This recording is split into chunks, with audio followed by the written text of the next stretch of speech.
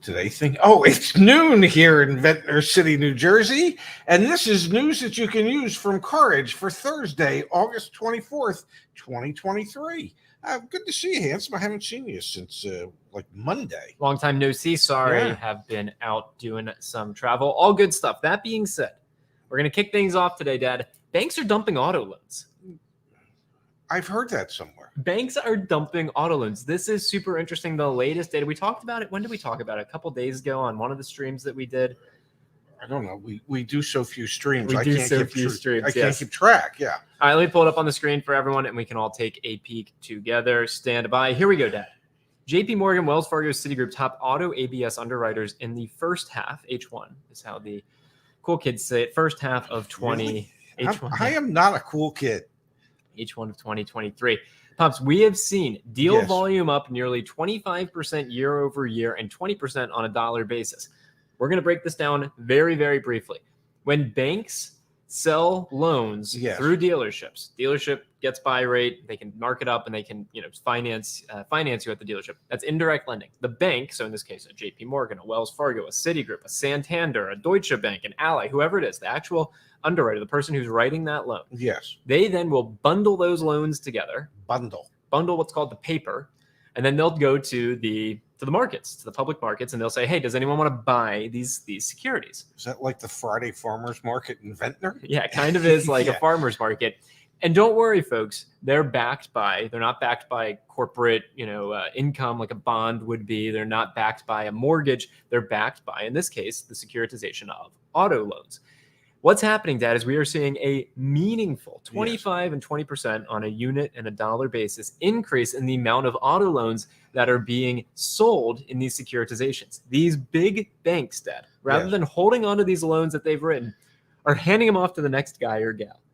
That, to me, is a bit of an alarm going off, saying they don't want to be caught holding the bag for all these auto loans that are eventually going to go delinquent, vehicles repossessed, etc. What do you make of it? I got to do more studying. I got to go back to school. You have over the last 3.5 years, you have introduced me to aspects of our economy that I have limited or no knowledge of. Yeah. Asset-backed securities, other than when, I don't know, the world came to an end in 2008 with the collapse of all those major banks, 2007, 2008. I had no idea what we were talking about. The fact that banks write loans and then they sell those loans for a lower percentage than what the value of those loans are, so that whoever buys them, if they hold on to them, they can make all the money. They make up that difference. I guess the question in my mind, is it an alarm bell, or is it just a way for the banks to have more money to lend, whether it be for homes or more autos or whatever? You could be honest, and I was talking to some of our credit union partners. There's a bit of a liquidity crunch going on right now in the credit union space. I don't know if that's the same for the large financial institutions, but they don't have enough money to make all the loans. I don't want to be hyperbolic there. I mean, they have enough money to make the loans, but they want more cash on hand to be able to make more loans. Yes. So you could be onto something. Maybe we're seeing more ABS deals as a result of that. The other could be, Dad, we've got the latest data from Cox Automotive. Yeah. The data from Cox Automotive is showing that auto loan defaults have increased year over year, driving repos higher, yet both remain lower than pre-COVID levels. So maybe we're starting to see the leading indicators of a higher default, which means someone stopped paying on their auto loan, and repossession, which means someone's stopped paying on their auto loan, their car, the collateral for the loan was repossessed. Maybe that could be driving some of the decision-making at these financial institutions to say, you know what, we don't really want to hold on to these until maturity. We'll just we'll take whatever we've earned now and we'll get... Wash our hands, soap and water. We're good to go. Yeah, and maybe that's the case. But if repossessions and defaults are not above historic levels, and they're not, that's not depends where you get your data. That's not saying that they haven't been rising.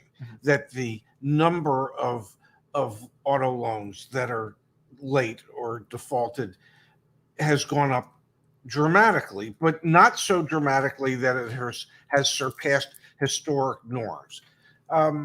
So I want to agree with you in that statement, but there's another Cox Automotive data source that they put out yes, that literally says we've never seen auto loan delinquency rates higher than we've seen right now, and their data goes back to 2006. Then you read this, and it says it's not even as bad as it was pre-COVID. so what is it? And I kind of took some slack over on Twitter, Yeah, or social media, as I like to call it. I took some slack because people took that clip of us saying, "Hey, Cox Automotive, why have you stopped providing weekly updates on auto loan performance?"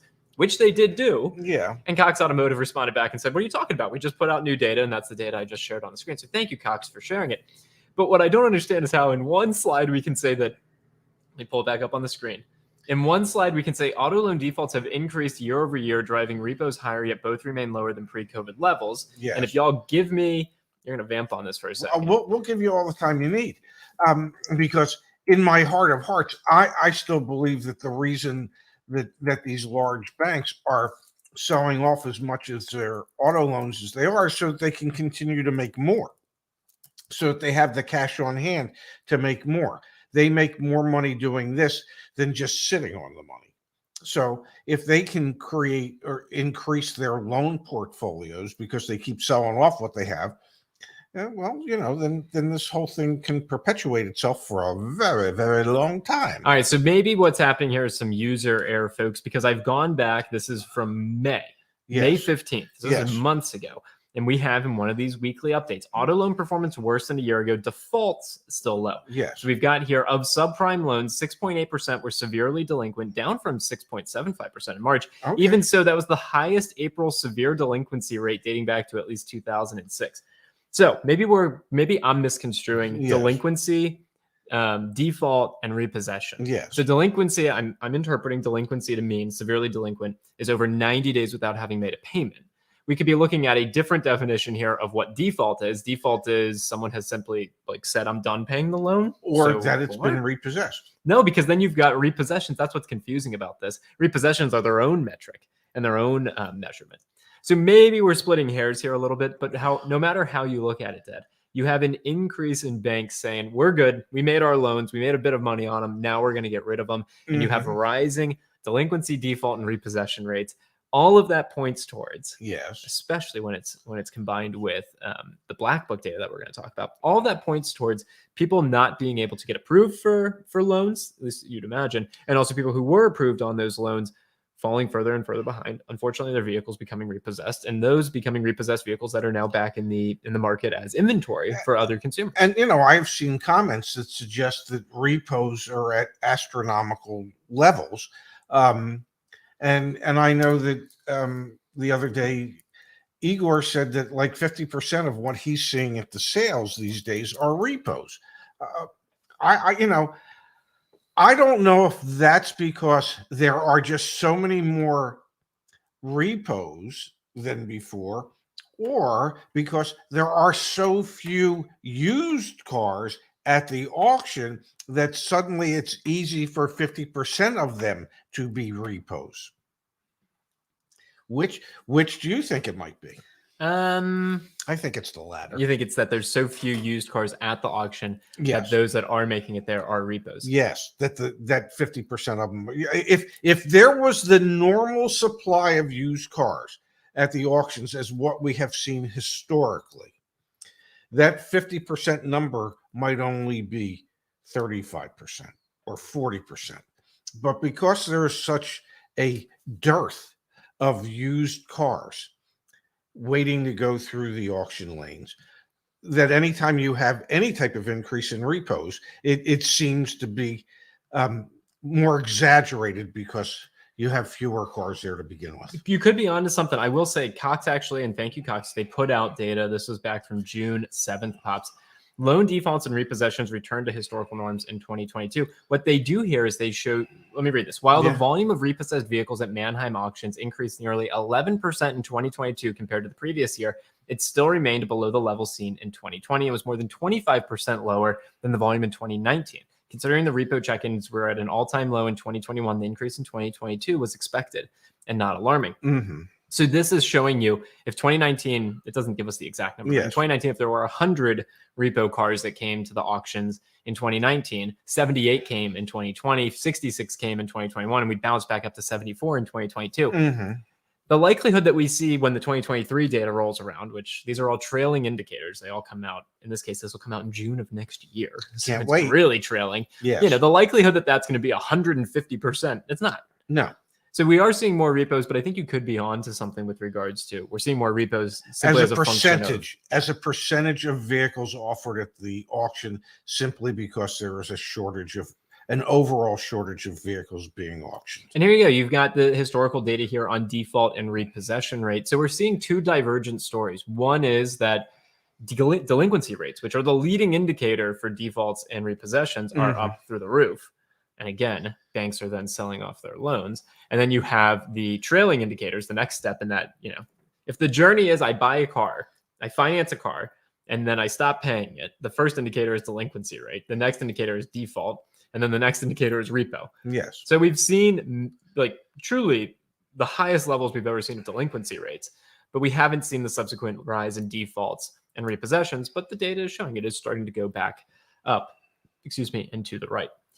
One piece of this Yes. that I think is very, very important for us to talk about. I wasn't here on Tuesday, so we didn't have a show. I know. The Black Book data, Dad. Shocking. It is shocking. Literally. I mean, you know, people might think I was joking when I used the term shocking, but what we're about to discuss, these numbers are shocking. Shocking. Wholesale used car values. Yes. Down 1.5% after the prior week being down 1.5%. Yes. If you are a used car dealer or a new car dealership that sells used cars, and you're looking at your V-Auto velocity pricing, you have to be thinking about lowering retail prices of used cars, because in 2 weeks, vehicles have lost, I mean, if it's an expensive vehicle that lost 3% of its value, you could be talking over $1,000, more than $1,000, $1,500, $2,000 in just 2 weeks. Dad. We have seen huge declines at the wholesale markets. Well, the reason it's shocking is look what the average was for the same week from 2017 through 2019.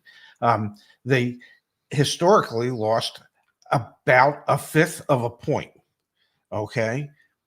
That's what? Almost 8 times. It's almost 8 times. It's 7.5 times more depreciation at the wholesale level in 1 week than would be normal pre-pandemic. And it is not normal for cars to lose 1.5% value on a weekly basis on a wholesale level. If that happens for the entire month, that's what, a 6% decline just in the month of August. That's insane. Well, that's one of my favorite words. It's not sustainable. Or as people often ask me to say, that's inconceivable. It really is inconceivable. Okay. I mean, those are some incredibly large weekly declines in value. Now, the important thing to remember is that there has been absolutely no correlation between the decline in wholesale values and any type of substantial decline in retail values. So what's happening is dealers are able to replenish their used car inventory at a much lower cost factor while still asking all the money in the world for the vehicles they have. So it's actually increasing the dealer's profit margins on these cars in comparison to their other cars. It could, but I know you're saying there's absolutely no correlation. We'll go down further in the Black Book data. We're seeing a smidgen of retail pricing coming down. We're seeing a bigness, a lot. We're seeing a lot of wholesale declines and a smidgen of retail declines. The two are not correlating closely at all. That being said, how much longer can that go on? I know you and I have this debate frequently, but this data from Black Book is, I mean, let's look at some of the segments of vehicles. This is shocking. 2.5% declines week over week in wholesale values for compact cars. Okay. And at the same exact time, compact cars are going extinct in the new car market. Automakers are just getting rid of them. Yes. I mean, that can't go on for too much Kia longer. just announced they're going to discontinue the Rio, Yeah, at least in the States. In the States, yeah, the Mitsubishi Mirage no Yes. longer under $20,000. Yeah. So we are seeing 2.5% declines in compact cars. That has to, at a certain point, supply and demand, it has to demonstrate itself in retail prices. There's no doubt in my mind. We've already started to see it a little bit with full-size pickup trucks, and let's do it, Dad. Full-size pickup trucks down another 1.34% week over week. Look at minivans. Do you remember when, what was it, like 70 weeks in a row where they just went up in value? That's a huge decline. Week over week, they lost about $400 in wholesale value. Some of these numbers are just really hard to fathom. Yeah, absolutely they are. Yeah, and to make sense of. And you would think that there would be a decline in retail pricing, but we just haven't seen it. And this has been going on. If you go back to the Black Book data, the top chart, this one, you can see that we've been having declines in wholesale values for quite some time now. But for the 10% decline in wholesale values up until this most recent time. Yep. I think it was an 11% decline in wholesale values. We've seen a 0.5% decline in retail values on an 11% decline in wholesale values. So when I say there hasn't been an appreciable decline in retail asking prices, that's what I mean in comparison to these wholesale values. And yeah, you would think, logically, that at some point that will be reflected in retail asking prices so that the dealers can turn their inventory more quickly.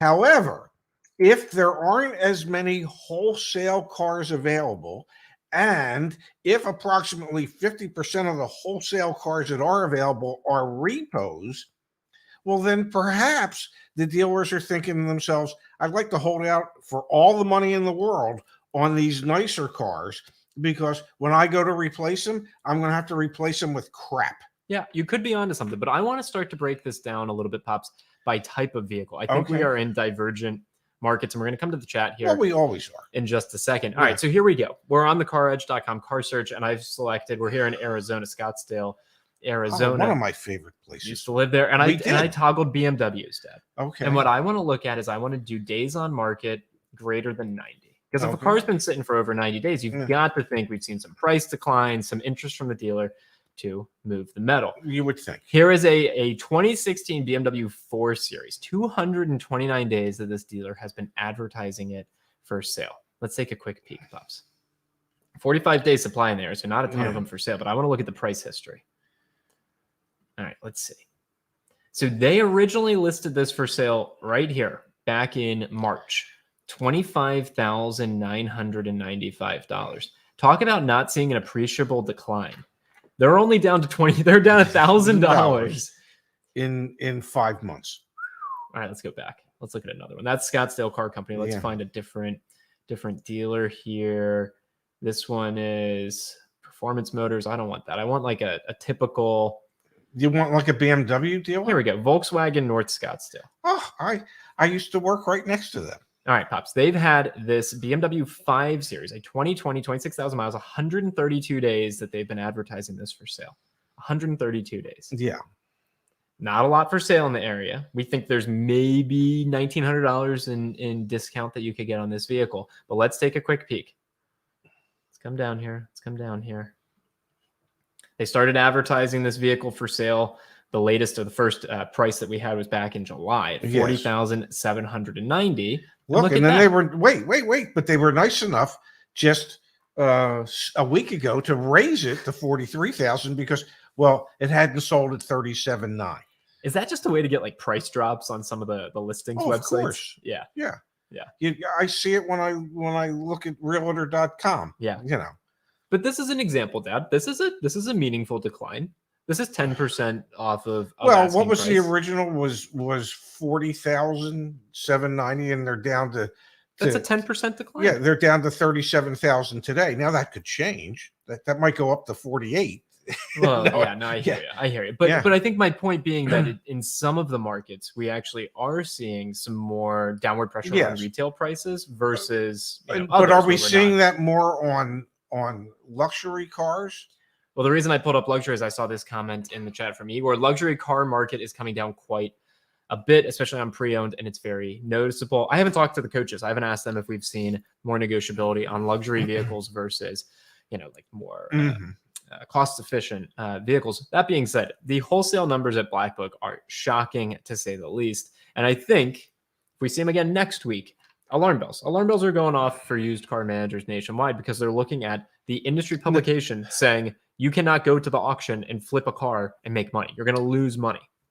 And the other thing that is going off in used car managers' heads is that they can share with their new car managers and their sales staff that wholesale values are dropping like a rock. Okay. And so the salespeople will start mentioning that to customers. Totally. Oh my, you won't believe the drop in wholesale values we've seen the past couple of weeks. And then the used car manager will just really offer a low ball number for the trade because trade. Although I was talking to our partner over at CarWiser, we have seen CarEdge.com/sell. If you are going to trade in a car or if you're going to sell a vehicle, please get multiple competitive offers. It's in your best interest. We have CarEdge.com/sell for that. I was talking to our counterpart over at CarWiser, and he was saying things have like flatlined. Okay. Like they're at a plateau. Values have stopped dropping, and they've hit now kind of like a new normal. That being said, if each week there's a 1.5% decline at the wholesale auctions, the new normal is going to become another new normal Yes. and another new normal. Yes. JMac reminding us that. Let me pull this up on the screen. Weren't we watching wholesale values increase 1.5% per week 2 years ago? 100%. Yes. The market is totally different today. Yes. Than it was 2 years ago, and that's good news for most consumers. But the real problem is that as we saw wholesale prices going up 1.5% a week, and we saw them go up about 50% in the course of a year. Yeah. Retail prices went up about 35 or 40%. And so the retail pricing wasn't quite commensurate with what the wholesale pricing was. And now we're seeing the retail pricing lag so far behind the declines in wholesale pricing that I don't know. I think I know logically my mind says, yeah, retail prices have to come down, but there hasn't been anything logical about what we have seen over the last 3 years. I hear you, Bobs. I want to come to Chad's comment here. Yes. Customers are really holding top of mind what their vehicles were worth 6 to 12 months ago, harder to make deals. Chad is not the only person that I've heard this from. This is a common theme. Customers come in and they think their trade-in is going to be worth $30,000 and then they're being offered $22,000. Yes. And there's a huge letdown because they think they have equity. We are seeing trade-in values fall off. Again, our counterpart at CarWiser says they've flatlined, but still they're going down. I can assure you, having been in the business for 43 years, that customers always overvalued their vehicles. Okay.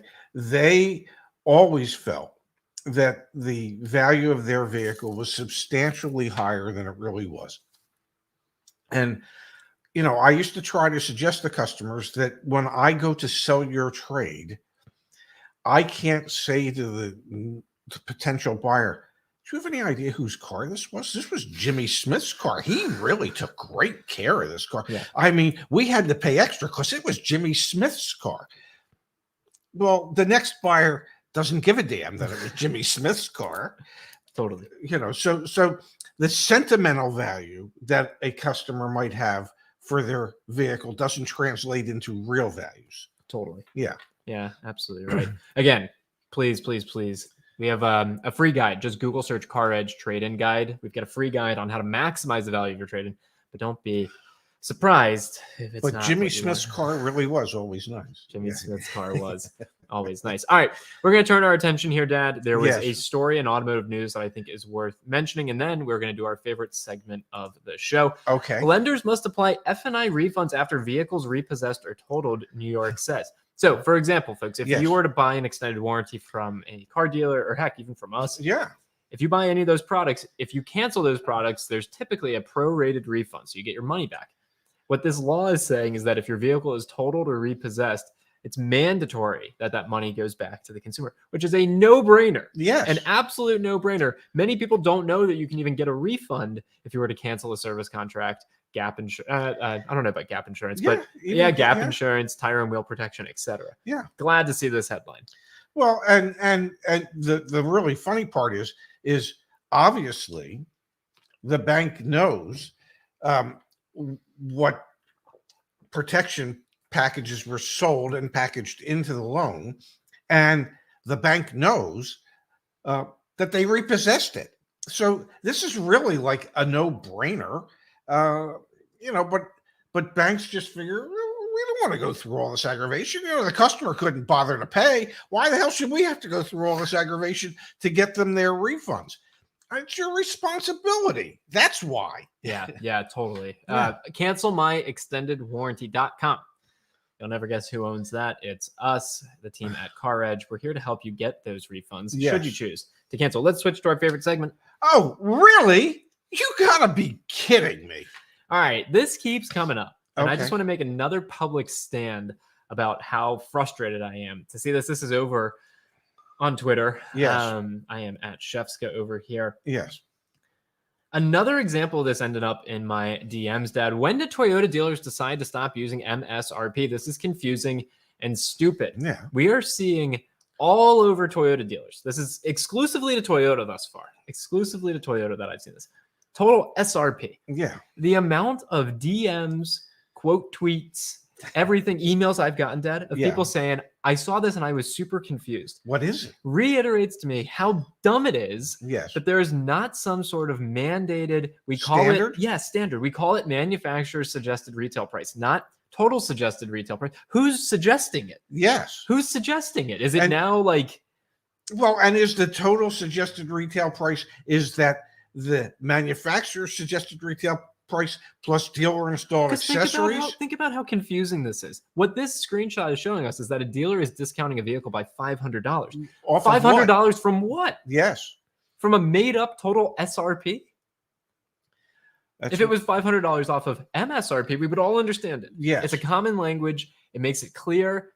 There's still confusion about what MSRP is. We get those questions all the time. Can I negotiate MSRP? No, the MSRP is set. You can't negotiate that. But you can negotiate the price, the selling price lower than the MSRP, but you cannot get them to change what the MSRP, because that's on the window sticker. That's the manufacturer's suggested retail price that's on the window sticker. Yes, you can negotiate a price lower than that, but you can't get them to adjust the MSRP, especially if you say you were considering leasing a vehicle. And but the point is, the point is, what is SRP?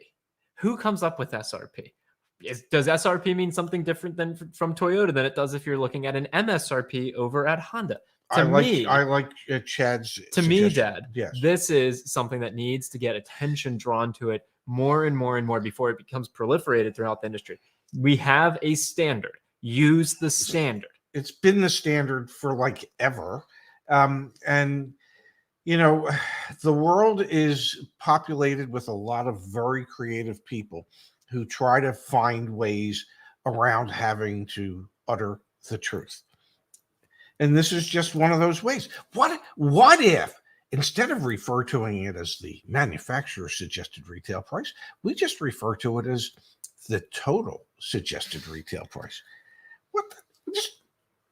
It has to be the manufacturer's suggested retail price. That's what it is. That levels the playing field for everybody, so everybody can understand what that is. Yeah, and Sergio is right. We are going to see everyone's window stickers. Please, if you're new car shopping and you don't see a window sticker, let us know. Let us know where it was. Go to the community forum, share that information, because you have to have window stickers on new cars so that we can essentially just make sure that this online advertising BS practice isn't actually proliferating in real life when you go there. All right, you have to make sure that you can see the MSRP. All right, Pops, one other thing I'll mention, we've got the CarEdge promotion between now and the end of the month, or actually through Labor Day, if I'm not mistaken. Yeah, through September the 4th. I recorded the promo. You weren't here, so I I just extended it from the end of the month, at least through Labor Day. So check out CarEdge.com. Yes. That's all the various ways that we can help Please both don't on the fire me. service contracts and Yes. also our team there to help. We'll be back tomorrow, so stay tuned for tomorrow's show. Yes. But everyone, go enjoy the afternoon, enjoy the day. Well, I have work to do today. I have some coaches interviews to do today, as I've been doing all week long. So I'm looking forward to that. But I'm looking forward to seeing everybody back here tomorrow, say at noon Eastern, 9 Pacific, 8 a.m. in Anchorage, and 6 a.m. in Honolulu. Thanks, Pops. See you guys. Hey, I forgot all about Manila, Not today, man. which rhymes with vanilla.